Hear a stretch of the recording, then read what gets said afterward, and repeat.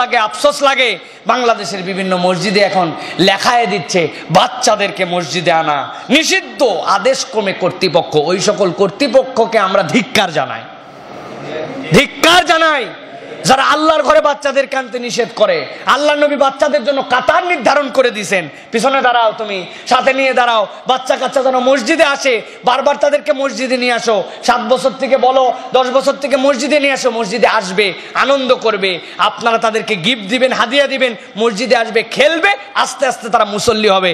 আর দুঃখ লাগে, আফসোস লাগে যে আমাদের মসজিদের মধ্যে ফতোয়া দিয়ে দিছে যে মসজিদে আসা যাবে না। কি জন্য? ও একটু হাসছে, ও একটু কানছে, ও একটু নিচতলা উপরতলা দৌড়াইছে, কাতারের মধ্যে থেকে বের হয়ে পিছন দিকে চলে গেছে, এটা আপনার কষ্ট লেগে গেছে। হ্যাঁ প্রিয় ভাইয়েরা, খবরদার এ ফতুয়া দিয়েন না, জাতির জন্য এটা সাংঘাতিক হবে। প্রিয় ভাইয়েরা, ওই বাচ্চাদেরকে নিয়ে আসেন।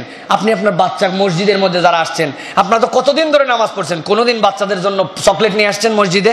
যাচ্ছে যে বাচ্চাগুলো আজকে মসজিদে আসছে, পাইলে আমি তাদেরকে একটুখানি একটা করে চকলেট খাওয়ার দেবো। তোমরা মসজিদে আসছো, নাইস, তোমরা আরো মসজিদে আসবা, আসো মসজিদে, একদম হইচই করে মসজিদ অস্থির করে তুলো।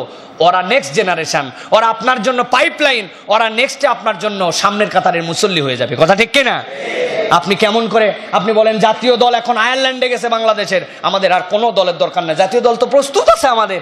আপনি জাতীয় দল নিয়ে শুধু আপনি ব্যস্ত নাই, আন্ডার 19 রাখছেন, আন্ডার 13 রাখছেন, আন্ডার 12 রাখছেন, আন্ডার 10 রাখছেন, স্কুল পর্যন্ত এটা রাখছেন। পাইপলাইন যেন আমার ঠিক থাকে, ক্রিকেটারের যেন কখনো ঘাটতি না পড়ে। আপনার দুনিয়ার ক্রিকেটারের পাইপলাইন রাখছেন, আর বাচ্চা মসজিদে আসবে, আপনি বাচ্চাকে মসজিদ থেকে বারণ করেন। এই সাহসটা আপনাকে দিছে কে? এতদূর তো সাহস হওয়ার কথা না, সাইনবোর্ড লাগায় আপনি এটা নিষিদ্ধ করে দিচ্ছেন। কি আশ্চর্য কথা প্রিয় ভাইয়েরা। রাসূলুল্লাহ সাল্লাল্লাহু আলাইহি ওয়াসাল্লাম থেকে হাদিস শোনেন, আল্লাহ নবী সালাতে দাঁড়ালেন, সালাতের মধ্যে কেরাত ছোট করে দিলেন। সাহাবায়ে কেরাম তো নবীজির যে কোনো আমল দেখলে বুঝতেন কি ব্যাপার, নিশ্চয়ই কোনো একটা আয়াত আসছে, অন্তত নাসেখ হয়ে গেছে মনে হয়, যে আর বোধহয় এই কেরাত পড়া লাগবে না। আল্লাহ নবী বললেন, না, আমি শুনলাম কোনো একটা মা কাঁদতেছিল, কোনো একটা মার বাচ্চা কাঁদতেছিল, আমার মনে কষ্ট লাগার কারণে আমি তাড়াতাড়ি তার বাচ্চাটাকে যেন মা কোলে নিতে পারে, তার বাচ্চা যেন তার সাথে নিউরিশিং করতে পারে, এই জন্য আমি কেরাতকে সংক্ষেপ করে দিলাম। কই ওই হাদিসের মধ্যে আল্লাহ নবী বলেন নাই খবরদার, খবরদার যাদের বাচ্চা কাচ্চা কান্নাকাটি করে এগুলো নিয়ে নামাজে আসবে না। আল্লাহ নবী কাসসিরুত তিলাওয়াত, কাসসিরুস সালাত, সালাতকে ছোট করে দিলেন, তাও মসজিদে আসতে মানা করলেন না। আর এই বাচ্চাগুলো একটুখানি মৌসুমে মসজিদে আসছে, আপনি তাদেরকে মসজিদে আসা নিষিদ্ধ করে দিচ্ছেন। আমাদের নামাজের ডিস্টার্ব হয়, এ নামাজি ডিস্টার্ব হয় নামাজের। আপনার এই মসজিদে বেশি বেশি করে বাচ্চা নিয়ে আসবেন, বাচ্চাদেরকে বলবেন চলো মসজিদে যাই খেলবে, মসজিদে যাই আনন্দ করবে, মসজিদে নিয়ে আসবেন ওদেরকে বেশি বেশি করে। এসি আছে, চলো, এই বাসার মধ্যে এসি নাই, মসজিদের মধ্যে এসি আছে, ওখানে যাই খেলো, চলো, বাচ্চাদেরকে নিয়ে আসেন, তাও মসজিদ বিমুখ করেন না। আপনারা পকেটের মধ্যে চকলেট নিয়ে আসেন, বড়রা অন্য হাদিয়া নিয়ে আসেন, বাচ্চাদেরকে দেন, এই যে আমি মসজিদে গেছিলাম, আমার অমুক আঙ্কেল আমাকে গিফটটা দিছে। জানি না সিস্টেম, জানি না ইসলাম, মসজিদে নববীর ভিতরে বাচ্চারা খেলতে আসে ছুটির দিনে, ওর বাপ মারা সব নিয়ে আসে যে মসজিদ কেন্দ্রিক হোক, নামাজ হচ্ছে আল্লাহু আকবার, সবগুলো দাঁড়ায় গেল, নামাজ শেষে আবার খেলতে শুরু করে দিল, মসজিদ কেন্দ্রিক তাদের আসা যাওয়া বাড়লো। আর আপনি আমি ফতুয়া দিয়ে মসজিদে আসা বন্ধ করে দিলাম। রমজানের শিক্ষা আপনাকে আমাকে দিল, আল্লাহ আমাদেরকে হেফাজত করবেন, আল্লাহুম্মা আমিন। বেশি বেশি করে বাচ্চাদেরকে মসজিদে নিয়ে আসবেন।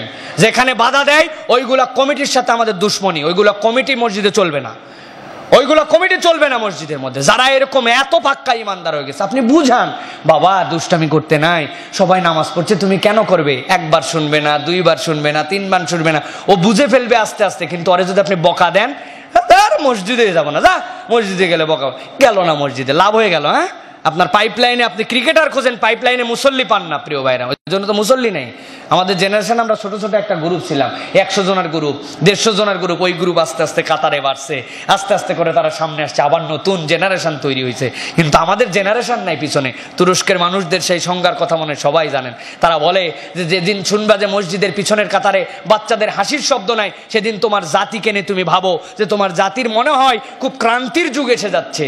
কারণ ওই হাসতে হাসতে ওই বান্দারা পিছনে ঘুরতে ঘুরতে একসময় মুসল্লি হবে। আর হাসি যদি না থাকে, বাচ্চা নাই, তার মানে পাইপলাইনে তোমার সমাজের মুসল্লি নেই।